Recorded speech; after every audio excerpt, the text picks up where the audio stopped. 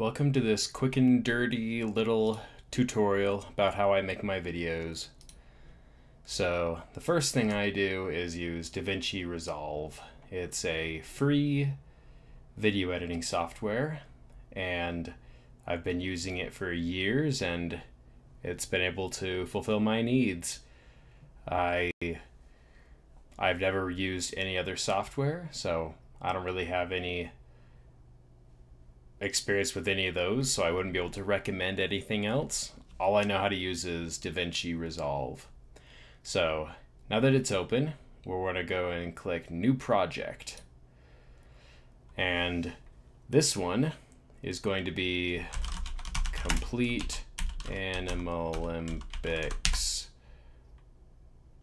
I think her name is Barbara? I don't know. I'll just say Complete Animalympics Dog Girl. I don't remember exactly what her name is. So after I have that, I'll click Create. So this is the screen that it takes you to. I like to go right here into this editing thing. The first thing I want to do is make sure that I set my resolution to 4K. The video files that I work with are basically never 4K, but I like to render at 4K because YouTube likes to take its pound of flesh at every resolution, but it gets better at high resolutions. So I think that for people who can watch my videos at 4K, it's the best visual quality, even though the source files aren't 4K. So then I'm gonna go grab my video file. Here it is, Animalympics, right in there. And yes, make sure to change the project frame rate to match what you're doing. You don't want to mismatch your frame rates. So here we are at the video editing thing. Now I don't think that I'll be able to scrub through this very much for this tutorial because this is just pure unfiltered footage. Who knows how much of it will be caught by Content ID. But what I like to do is turn the volume down a lot. Maybe not quite that bit. There we go. When I make my videos, I like to have the audio track be just barely in there enough so that if you listen close between my umming and my ahhing, you'll be able to see, and by see I mean hear, the audio in the film. So yeah, so now that you've got your track and things, what I like to do is scrub through this timeline to find the first instance of the character that I want to work with.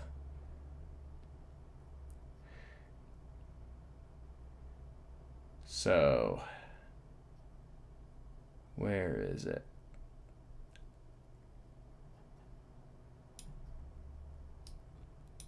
Nope, that's not it.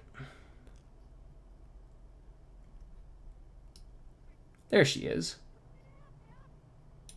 So this is a good time to teach you about scrubbing through.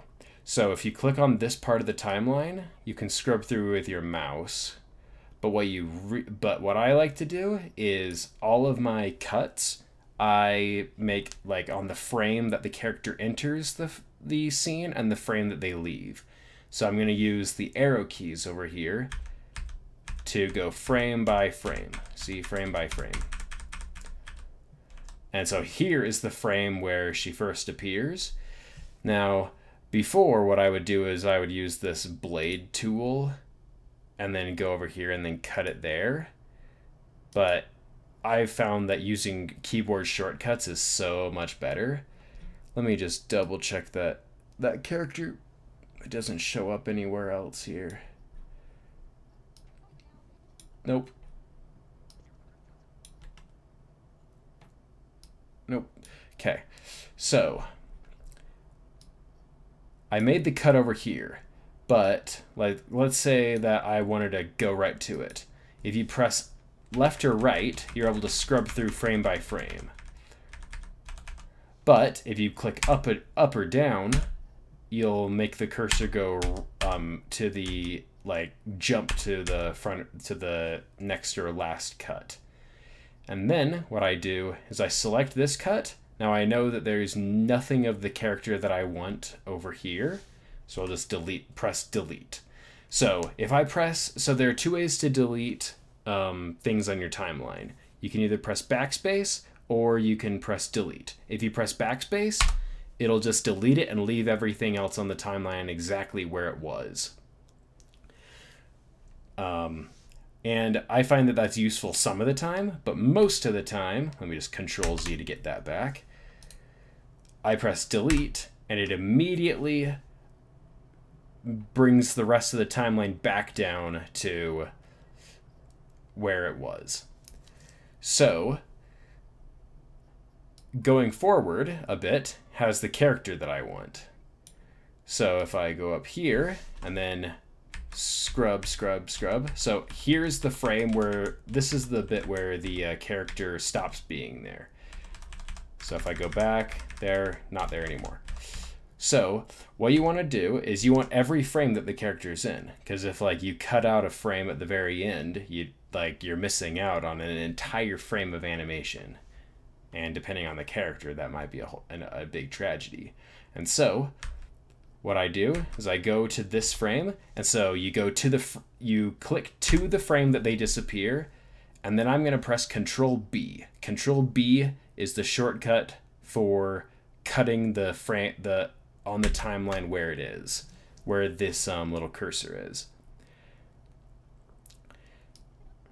And now what I'm going to do is I'm going to show you how to crop. So here at the bottom left, here is the crop tool. And so you see that the video frame is now highlighted with this thing. So what you can do is you can go over here and yeah, so there's two things you can do with cropping. You can either grab like the entire thing and it's basically just cropping around this, or you can use these, or you can use this stuff over here. This is useful with stuff that I don't know if I'll get to this. This is a pretty basic tutorial of what I do. But yeah, you can use all of these for cropping. And when you want to transform, you can either use the transform tool, and then you can click and drag everything, and then you can expand it or whatever. I used to do that, but I find that I just like to leave it right on the crop tool and then use these zoom controls over here where you're able to zoom.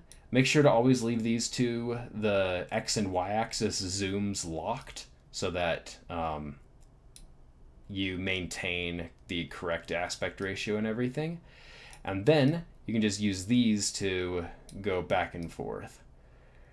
So what I like to do is I like to zoom just a little bit over so that these bits here and here bleed over, so that way that you don't have like bits with black borders just floating there. And then I like to put this little dot here, which is the center of the video that I now have. I like to put that right on like the right on the N in the timeline up here. And then if you play this back, you'll see, look at that, it's all cropped in and just on the character. Now I got to be careful when I scrub through to find her again, because this is like a completely unaltered video, and YouTube Content ID is no joke. Like, the reason why I crop into characters is twofold. One, it focuses on the character, which is what the entire point of the video is. But I'd say that more importantly, it gets around Content ID. It changes the video footage enough that Content ID doesn't recognize it as actual footage. And so thereby letting me monetize my videos. And it's like, I don't do this for the money. It's like, I don't run my YouTube channel with the goal to make money, but the fact that I can make money is definitely a big part of it. Now, this movie Animal Olympics is really interesting. It's basically just an animation showpiece. It's like, how long is this thing? Go all the way to the end. It's a 2 hour. It's 2 hours long. Holy guacamole. Yeah, it's like a 2 hour long tech demo of animation, and it's really something. So anyway, here we go all the way to the next bit that has the character we're looking for. I forgot what her name is.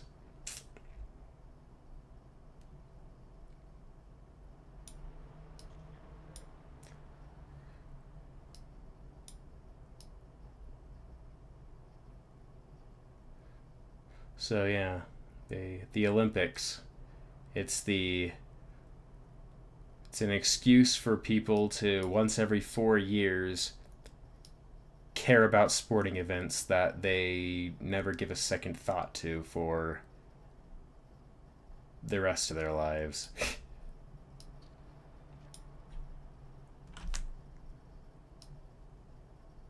Yeah, maybe I should have picked a different character for this, because this one doesn't show up a whole ton.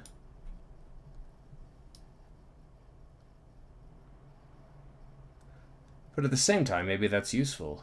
You know, this tutorial is just, you've got a character that you want to work on, and here's how you get to him.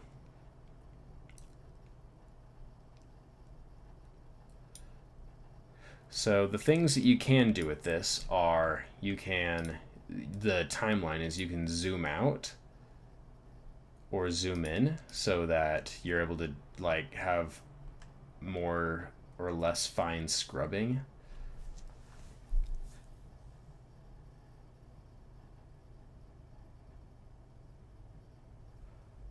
All right. You know what? I will come back and actually finish this later. Let me just really scrub through and find another bit of the character. Where are ya?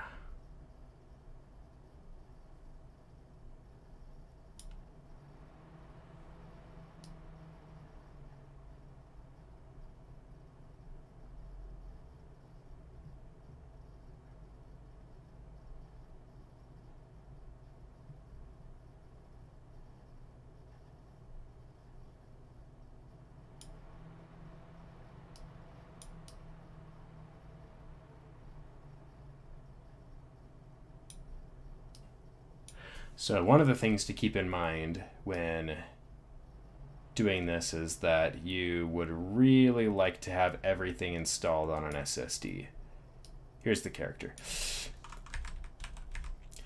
So here I cut that. Now if I knew that the character showed up nowhere else before, I would delete this, but I'm not sure. So let me just scrub up to here.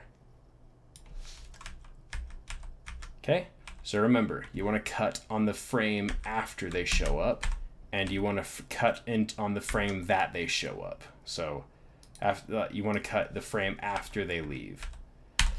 Now, go over here, crop there, play that.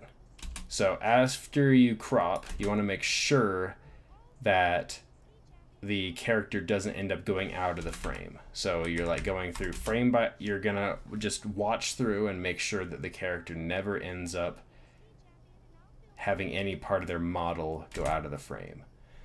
And then you want to center it after it's all zoomed in.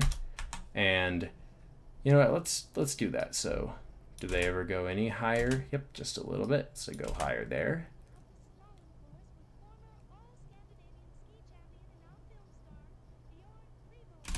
There we go.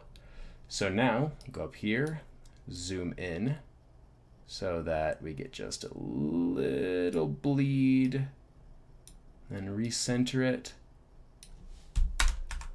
And there, the shot is done.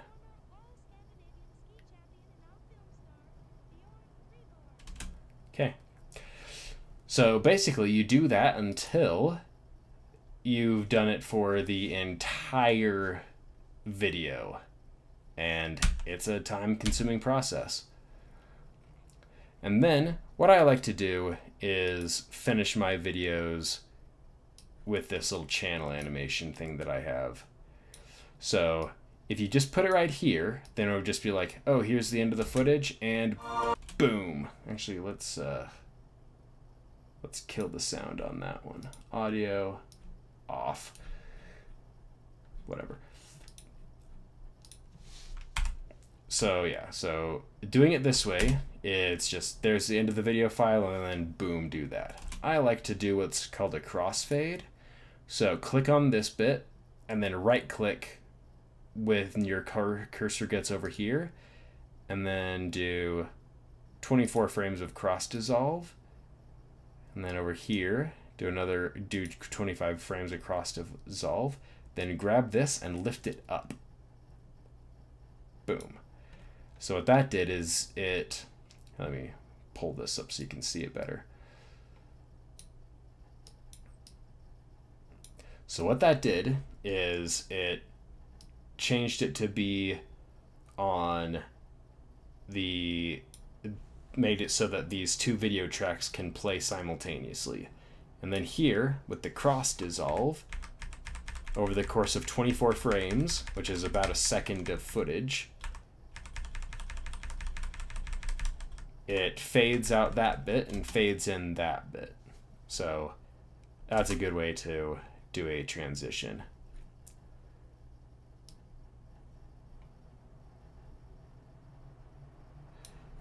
And so let's say that the video is done. It isn't, but let's say it was. Then it's time to go here to deliver. So I like to render at MP4 H.264. There isn't even any other option. And just leave these where they are. Then you click Add to Render Queue, and now you'll need to create a file name. So let's do complete Animalympics dog character girl, whatever. I usually have names more like just complete character name. And then you would say save, and then you would say render. Now, depending on the power of your machine, this could take a long time or a very long time. Like, I have a Ryzen 3900X, which is 12 cores, 24 threads at pretty good clock speed. And if I really did render this at 2 hours, it might take an hour and a half, not even kidding, to render it all. And so my advice is just know that rendering will take a really long time. In fact, let's try it. Let's click render and see how long it takes. So it says here it's estimating about an hour. Look at that. So we'll stop that. And yeah, so one of the things that DaVinci Resolve does is, actually let's go back here and delete that because I am not keeping that.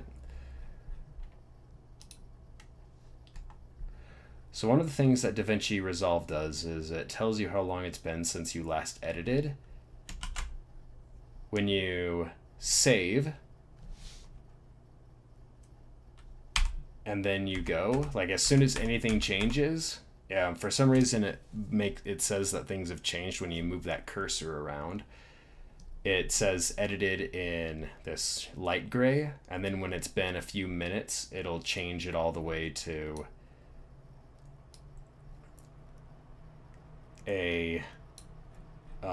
that yellow color. And then if it's been a really long time since you last saved, it'll change it to red. And you do want to save often, because DaVinci Resolve, as much as I like it, is not the most stable program in the world. I have had crashes many times. Like, it's not like crashes happen all the time, but they happen enough that you do want to save your work. And so, yeah. That is a simple little tutorial about how I edit my videos. Actually, let's go into audio, because, like, yeah, so I've got an audio track here from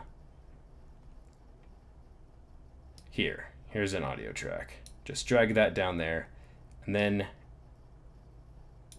yeah, so you want to drag it down to another track, unless you want to completely replace the audio track of the video you're working on with your audio. Welcome to the so yeah. I have to add commentary for, you know, YouTube copyright stuff. With all of the fidgeting that I do with the footage and the commentary that I do, it's enough to make it fair use, and anybody who says otherwise is wrong, because it is fair use. Like nobody could watch one of my videos and think that they like got the whole movie experience. That's just not how my videos would work. Like, if my video can get past Content ID, it really is not representative of the original work. And when fiddling with the audio, I like to open the video of a YouTube video of a content creator that I know and respect, and just compare the audio levels of my recording to theirs and get them to be about the same. So if I found that my audio was just a tad quiet, I could increase the volume just a bit up here, or if it was a tad loud, I could reduce it. Yeah, so I think that that's a pretty good crash course in how I make my videos. I realize that this is not ideal. I'm sure that other people could think of much better ways to do exactly what I do, but this is the way that I found, and it's totally free. When I go to create audio recordings, I use the free software Audacity, and you can find lots of tutorials about how to do Audacity, but I don't think that there's any tutorials about doing the exact workflow that I do to create my videos. So yeah, let me just do a bit of cleanup here, and that, delete that, and delete that. And that way, I'll be able to finish this video later, because I do actually want to finish this video. But yeah, so I hope that somebody found this tutorial enlightening, and I hope that you stick around for my next complete animation.